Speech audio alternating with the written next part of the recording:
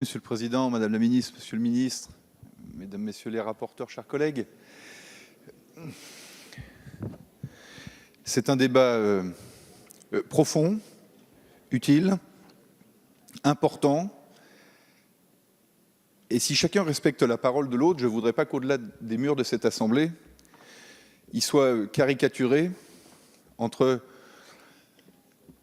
ceux qui défendraient d'un côté la volonté de tri et d'empêcher la naissance d'enfants trisomiques, et de l'autre, ceux qui accepteraient les mystères de la vie, même quand la vie nous apporte le différent. Parce que le différent, c'est aussi une chance. Et moi, je pense que aucun parlementaire ici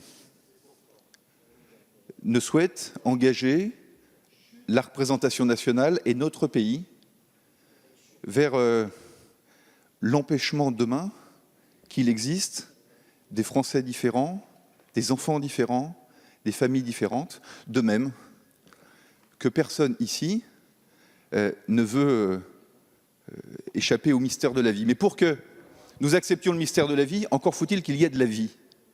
Et notre collègue Bertha, d'ailleurs, l'a très bien dit tout à l'heure. L'objectif poursuivi par les démarches scientifiques était de savoir si nous pouvions implanter des embryons viables. C'était l'ambition de pouvoir rechercher le viable par rapport au non viable. Et si nous avions la certitude demain que dans le cadre d'un diagnostic préimplantatoire, nous pourrions rechercher le viable sans pour autant exclure le différent, nous pourrions, dès aujourd'hui, choisir le DPI. Mais nous n'avons pas de certitude scientifique à cet effet.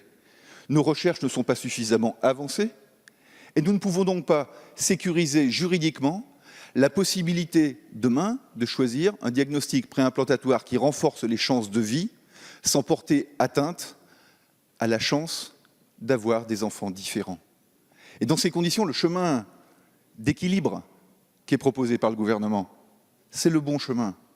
Avançons sur les certitudes scientifiques, ayons la capacité, dans quelques mois ou dans quelques années, de définir ce que peut être un diagnostic préimplantatoire éthique, et se retrouveront alors notre science et nos consciences.